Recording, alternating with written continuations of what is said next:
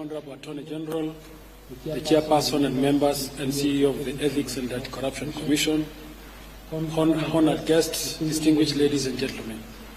Today, we convene under Your Excellency's stewardship to witness the dividends of the nation's collective effort to break the webs of corruption and recover the proceeds of this crime. On this unprecedented occasion, it is affirmed that no matter how many decades it takes, no matter how long it takes, no matter how complicated the case might be, no matter how far one goes, however, how far one runs or how deep one seeks to hide, and the long arm of the law will eventually tap on your shoulder, and our national resources will be recovered. Therefore, corruption does not pay. We commend the Ethics and Anti-Corruption Commission, in collaboration with other state agencies, for making the recoveries that we are here to witness get surrendered and forfeited back to the state. Your Excellency, sir, permit me now to invite the Chairperson of the Ethics and Anti-Corruption Commission, Bishop Dr. David Ogine, to make introductory remarks and thereafter invite his CEO to set out the inventory of the assets recovered. Honorable Chair.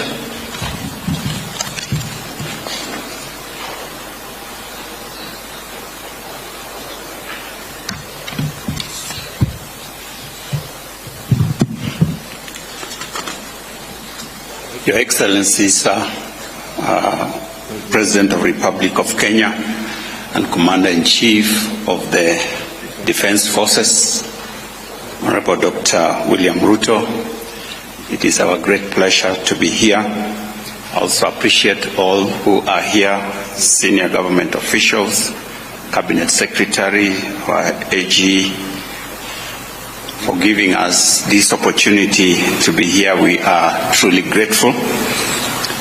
Let me start by acknowledging the significance of this ceremony in the fight against corruption. And we want to thank you, Your Excellency, for availing your time at a very difficult and busy to grace this occasion and to invite us to present to you part of the work that we have done. Let me briefly introduce our team members who are here with us, starting with our Vice Chairperson, Dr. Monica Mwiru. Thank you. Our other commissioners, if you could just stand. Thank you very much. That's Kano Mushimba and John Ogala, who has just prayed for us. And then our CEO, Twali Mubarak. Thank you. Our Deputy CEO. Thank you. And then we have our directors and other staff who are here with us. There we are. Thank you. Your Excellency, our mandate as EACC is to combat and prevent corruption and economic crimes. And we are guided by the law, but we have also put in place a strategic plan that is running from last year and is going to take us for 5 years to 2028. Among the key strategies that we have outlined in that plan is to get high-impact corruption cases through investigation.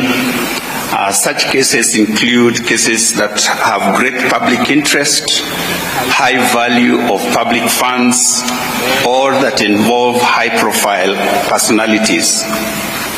Secondly, we are engaged in asset recovery through robust tracing, preservation, recovery of corruptly acquired assets, and forfeiture of unexplained wealth. Thirdly, we also are involved in corruption prevention, strengthening systems, policies, and practices of public bodies, and promote ethics. This also involves proactive disruption of corruption networks to avert loss of public funds. Fourthly, we are also involved in public education to empower citizens to proactively participate in governance affairs. And fifth, we have taken a partnership approach, knowing that corruption is so widespread, and so we don't imagine that as a commission we can handle this on our own. So we have established and maintained strategic linkages and partnership with other stakeholders in the rule of law and in the governance sector. Your Excellency, today's event serves a dual purpose. On the one hand, it's a symbolic demonstration of the tireless efforts of our team as a commission to make corruption unprofitable by removing the benefits and proceeds of corruption.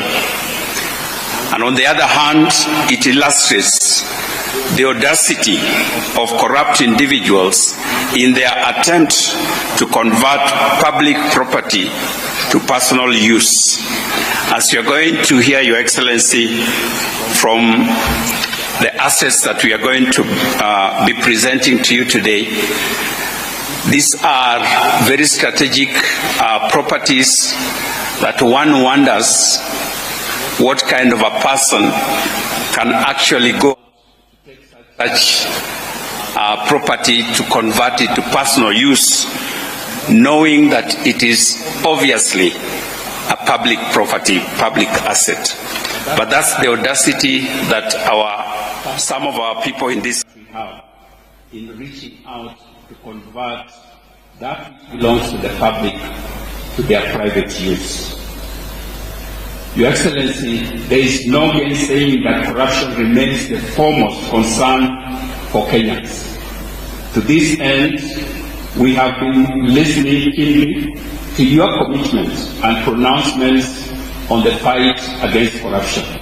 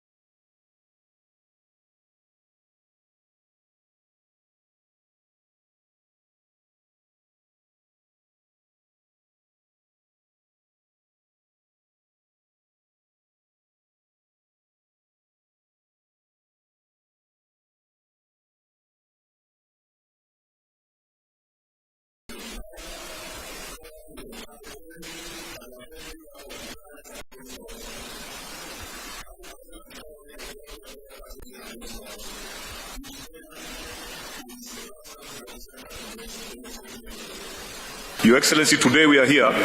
We are gathered to witness a handing over of about 35 titles, measuring approximately 18.71 acres with a total value of about 5 billion shillings. Your Excellency, for your information, there are other titles that are in the process, and maybe soon we'll be back here, through your blessing, to have another occasion like this.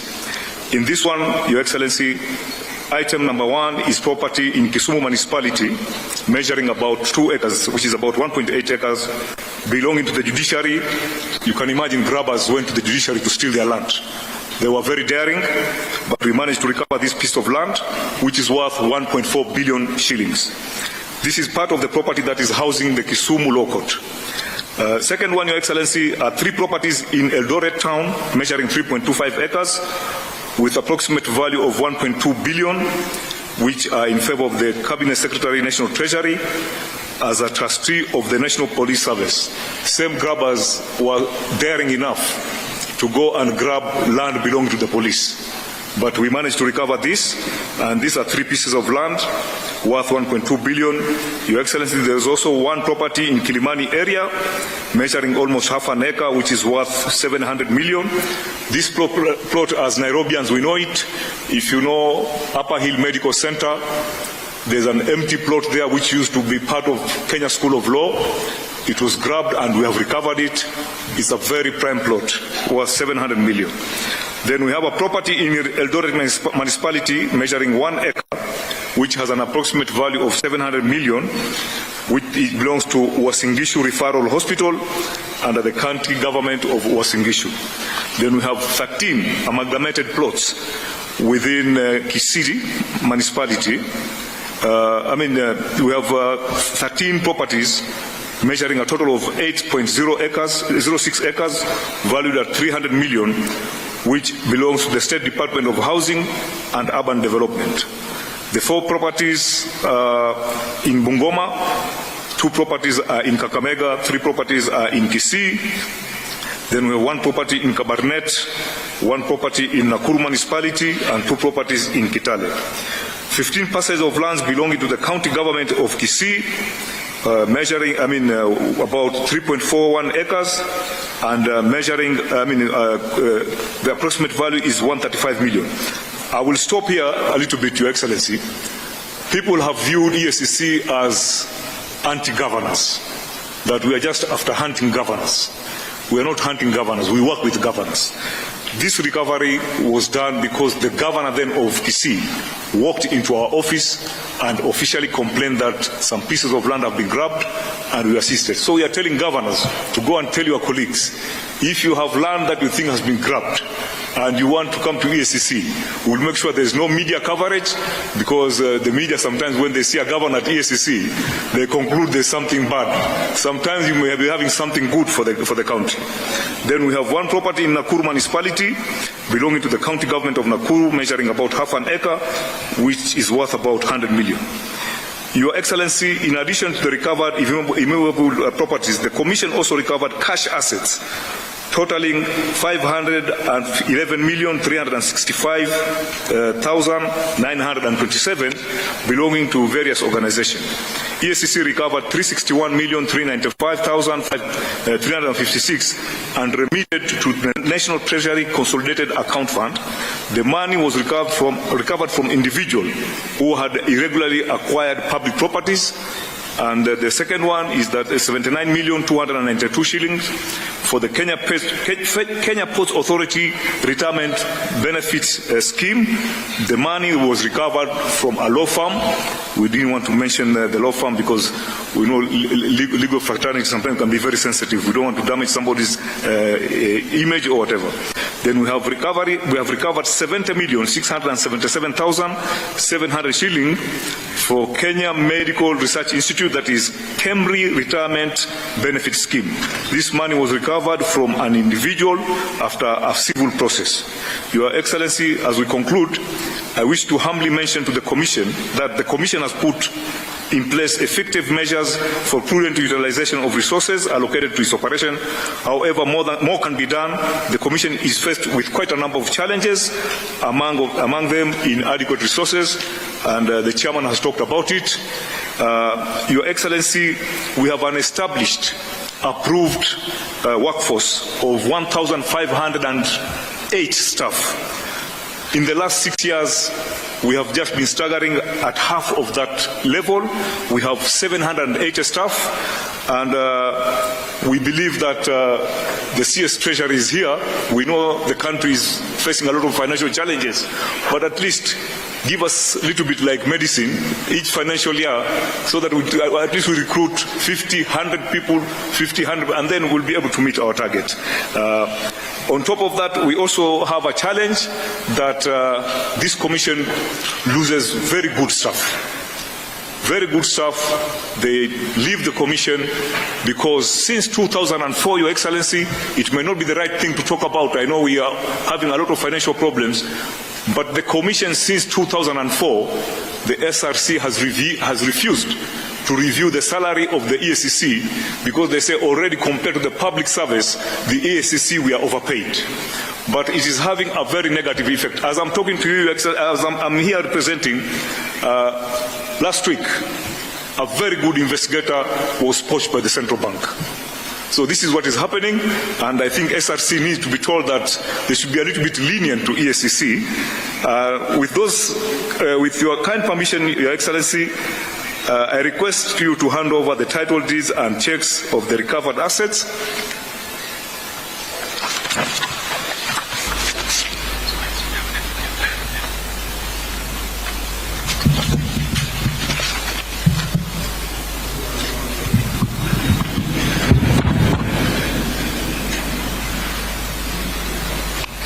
Your Excellency, sir, with your kind indulgence and gracious permission, permit me now to invite the Chief Executive Officer of the EACC,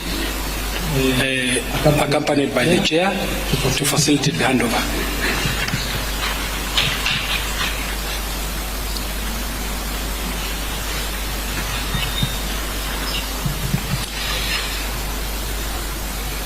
Sir, permit me now to invite Your Excellency to take your place at the arena for the handover of the recovered assets back to state through various public institutions. Sir, the first beneficiary is the National Treasury. I now invite the Honorable CPA John Bandi, GH, Cabinet Secretary for the National Treasury and Economic Planning.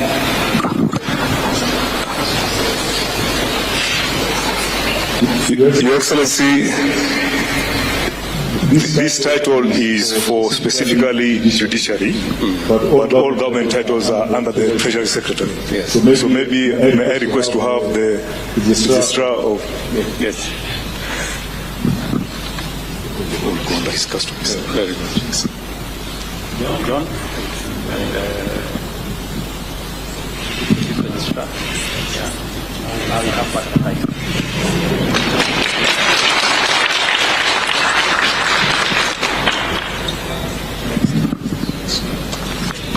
Yeah, you may kindly take the seats, but I'll ask the Chief Registrar to remain standing. Your Excellency. Your Excellency, sir, the next beneficiary is the State Law Office. Permit me to now, sir, invite Conductor to go EBS National.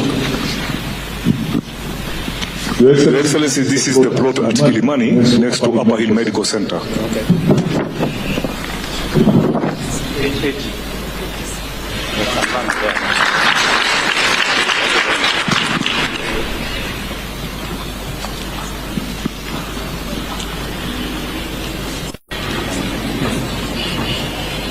Your Excellency, sir, I'll now invite Mr. Gilbert Langat, Mr. Langat, MBS, OGH, Deputy Inspector General National Police Service, on behalf of the National Police Service. I also invite Honorable Dr. General MB, EGH, Governor of Singapore County.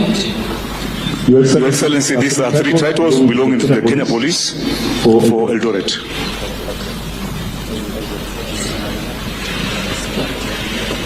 and Cabinet Secretary, National Treasury, you can join and be standing until we handle all the titles.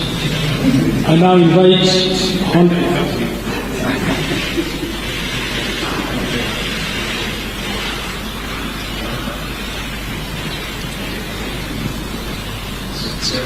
invite Honorable Susan Kihika, EGH, Governor of Nakuru County.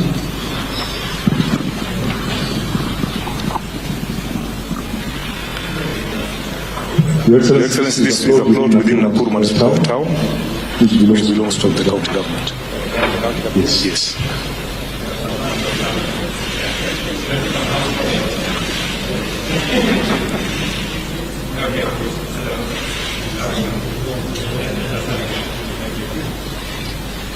I now invite Mr. Charles Ringa, CBS, Principal Secretary, State Department for Housing and National Development. Your Excellency, these are 13 titles for different places within the country that belongs to the National Housing.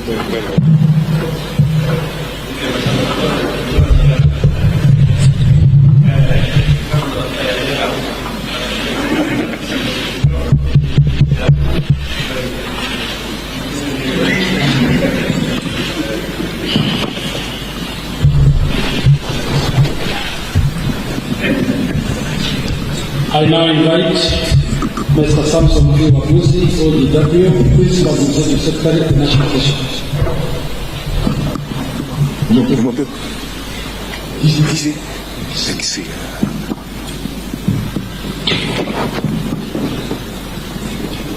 Very good. Very good.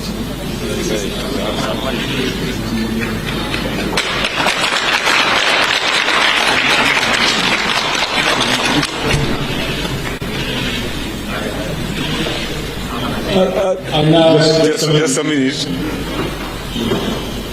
The third amount, Your Excellency, is 361,395,356.55 cents. Thank you, sir. I now invite Mr. Geoffrey Kabate, Chairman, Board of Trustees, Kenya Ports Authority Retirement Benefit Scheme.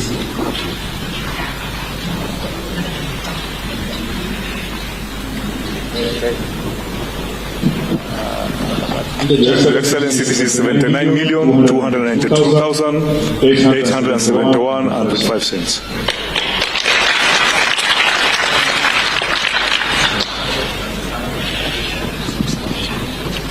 I now invite Mr. Edwin Bett, Chairman, Kenya Medical Research Institute, Cambridge, Retirement Benefit Scheme.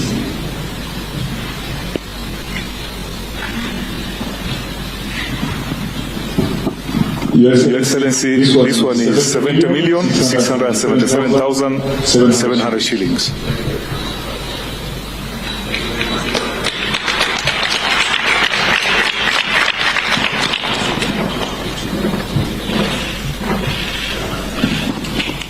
Your Excellency, we have 15 titles for EACC County. The Governor has apologized, he was not able to attend, and we shall pass them to the EACC County.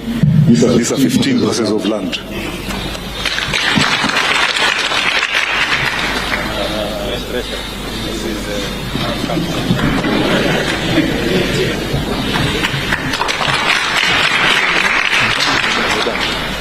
Your Excellency, we are done.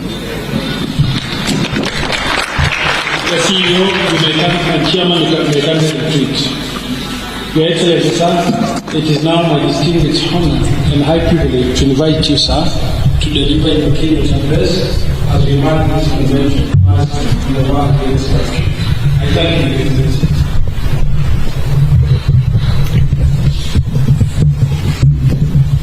Thank you very much.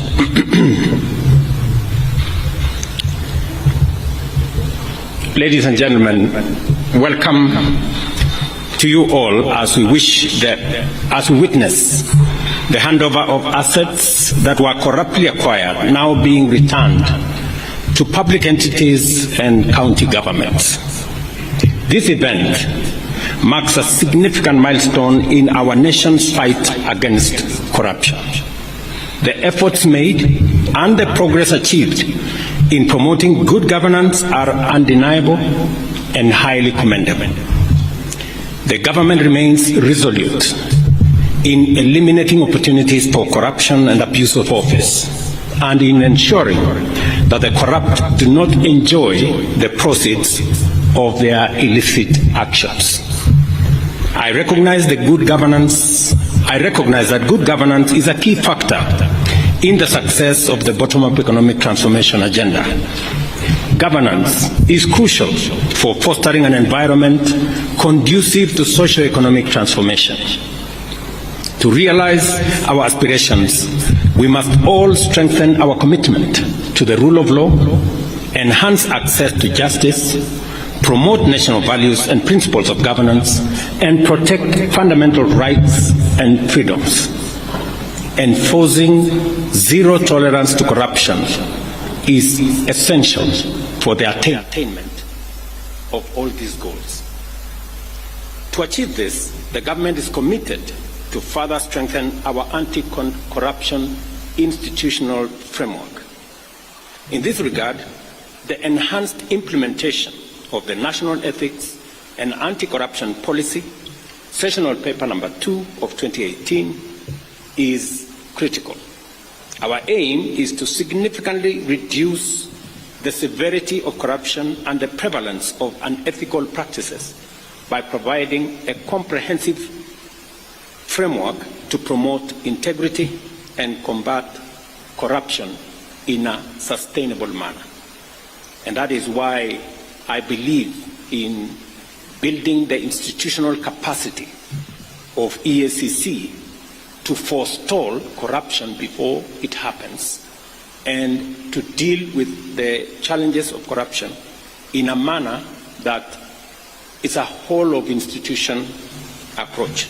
I acknowledge the notable milestones achieved by the EACC in the fight against corruption, particularly through the recovery of corruptly acquired assets and unexplained wealth.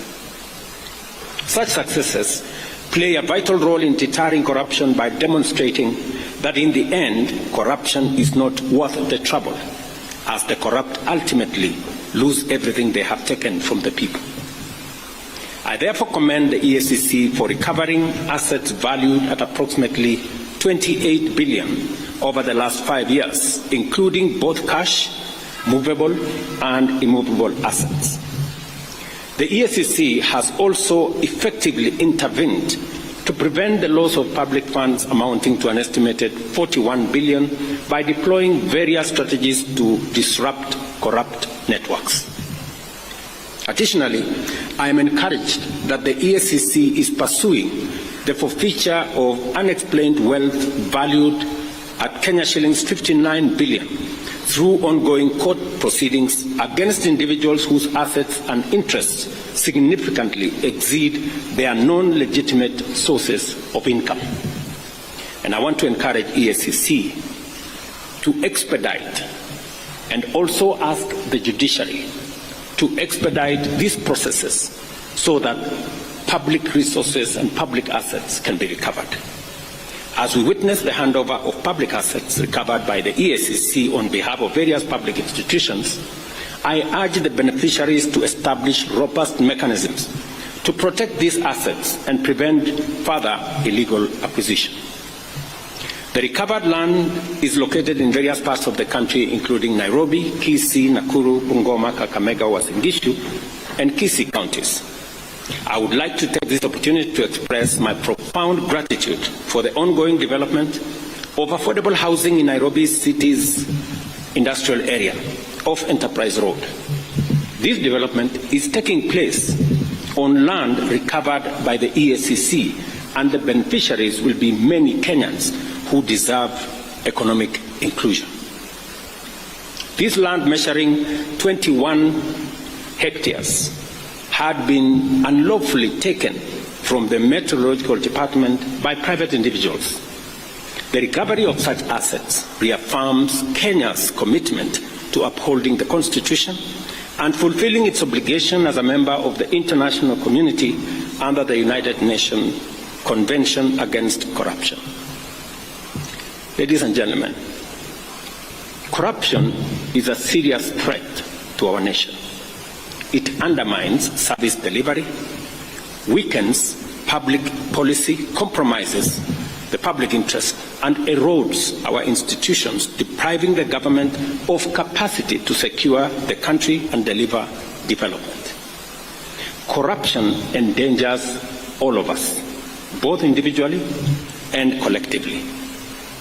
As I have previously committed, we are working on a series of amendments to present to Parliament aimed at promoting accountable leadership and integrity in governance.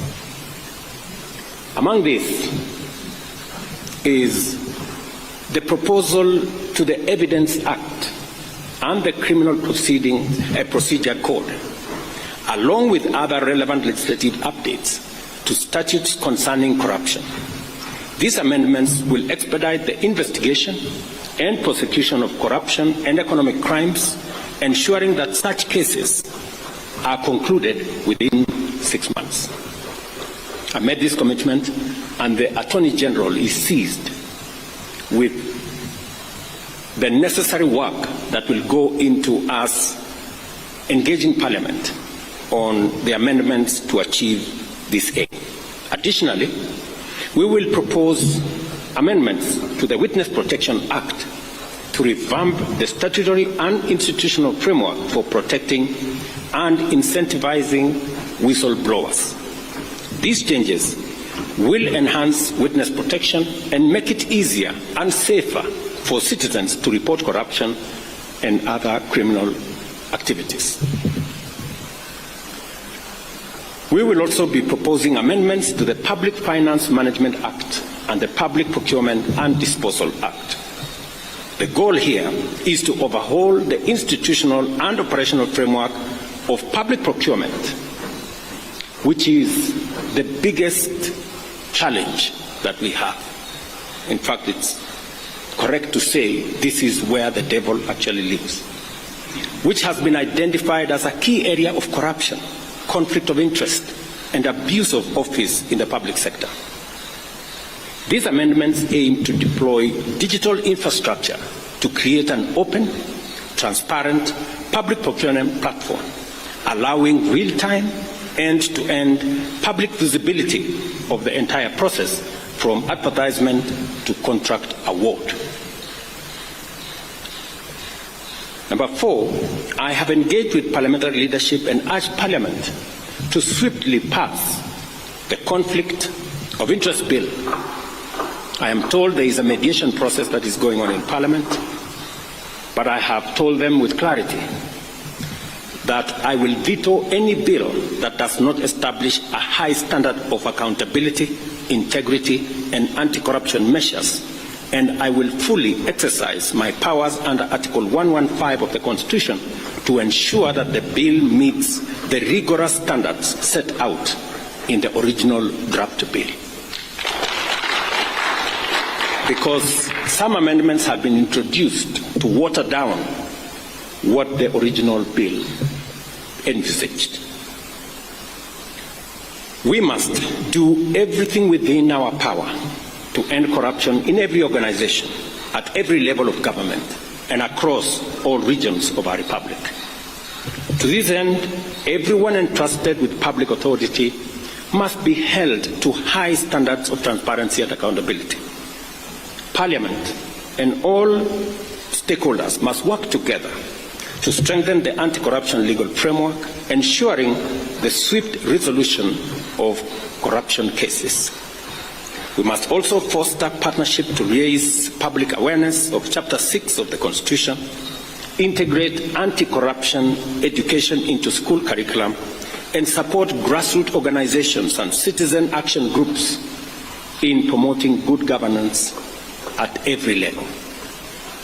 I commend the EACC for its dedication in the fight against corruption, and I want to confirm to both the Chair, the Commission, and the CEO that they have my government's full support, and we commend you for what you have achieved. We know there are challenges, budgetary challenges, But the one item that I insisted that should not face the budget cuts that we were going through is the EACC, because I know the importance and relevance of what you do in safeguarding public assets and public property.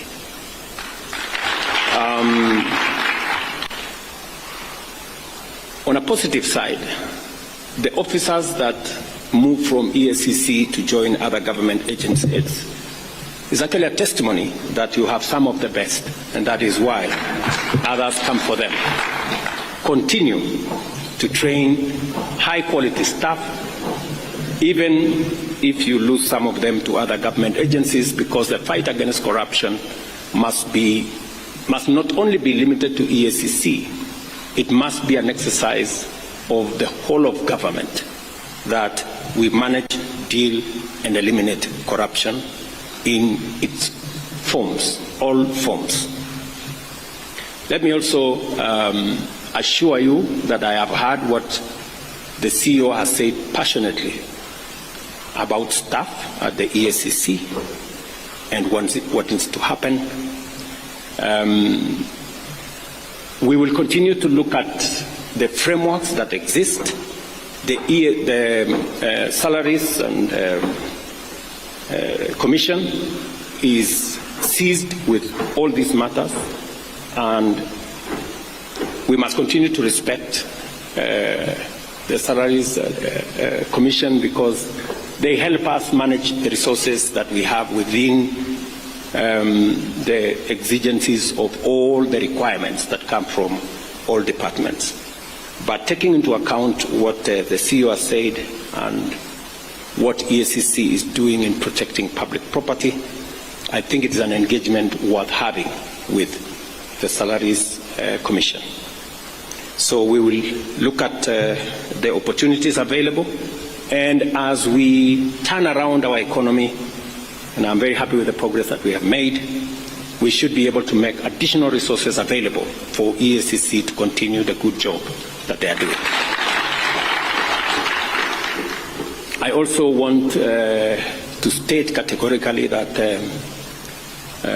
the other measures that we have proposed from the Evidence Act to Witness Protection Act to Public Procurement Act, these are time-bound. And I want to ask the Office of the Attorney General to expedite these pieces of legislation so that we can strengthen our legal framework in the fight against corruption and protect public property. I am a great believer in building these institutions and allowing the institutions to execute their mandate. The chairman here will tell you, who was my pastor before he retired, that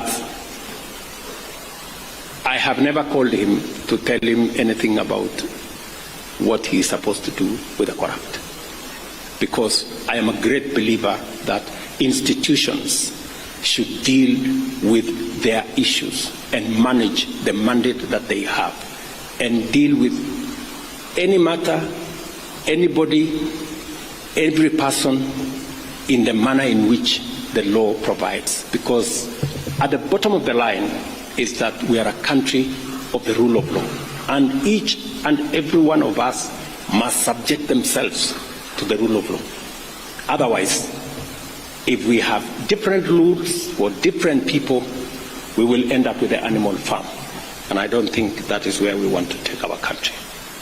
And so my ask also of our judiciary is to expedite the corruption cases, and indeed every other matter in court, in a manner that gives the country the opportunity to move forward, to make decisions, to recover what we can recover, and to allow the country to move forward. I know indicated to me the budgetary challenges that they have, and I think it's the case with all our other institutions, and it is a bigger statement as to what we need to do as Kenyans on how to make sure that we use the resources we have in a very prudent manner, and we also find ways and means of ensuring that we have sufficient resources and we account for them. Whatever taxes Kenyans pay, we must account for them so that we can have the opportunity to grow the pie for us to be able to meet all the expenses and all the budgetary allocations that are being requested of us from different institutions. I also wish to say that we should have a whole of government approach when we are discussing resources. And we must all be alive to the fact that resources are raised. And so we must all contribute to making sure that we have the requisite resources to be able to meet all the needs and the requirements of all the institutions that support our governance structure and provide the resources for the development of our country. I am very confident that working together between the judiciary, the legislature, and the executive, as we have undertaken, we should be able to move the country pretty fast into the next level. So again, I commend EACC, and I want to assure them that we will continue to undertake necessary reforms to strengthen oversight institutions and improve service delivery to all the people of Kenya. And I'm asking all arms of government to work together in concert to make sure that we not only raise the resources that are necessary for us to run the affairs of our nation, but resources raised must also be protected by all of us, making sure that we account for every tax that is paid for by the people of Kenya, and those who corruptly acquire them are made to pay, and assets and properties and resources recovered in the manner in which EACC have done. So thank you very much. My very best wishes. And again to EACC, congratulations.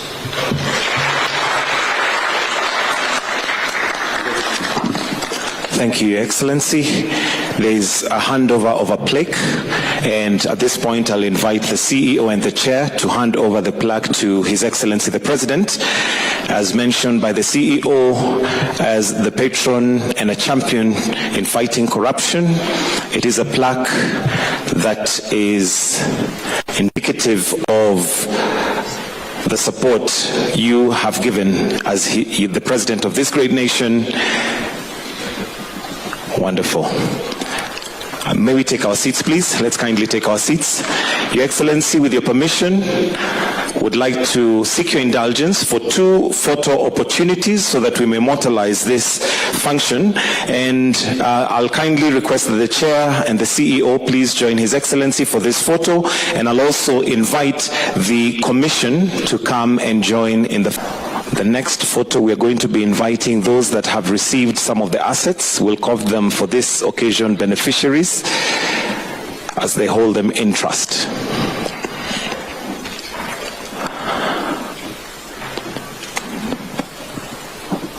May I now invite, while you still remain there, may I invite all those who've received some of the assets.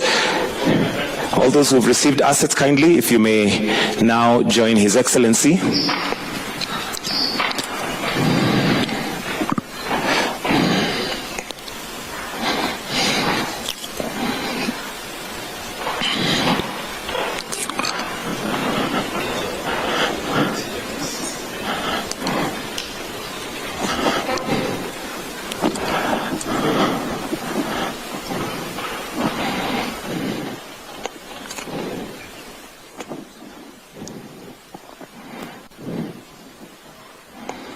And with that, I'll request that we all retreat except His Excellency, the President, and I'll request that we all be upstanding as we now finish with the national anthem. The national anthem.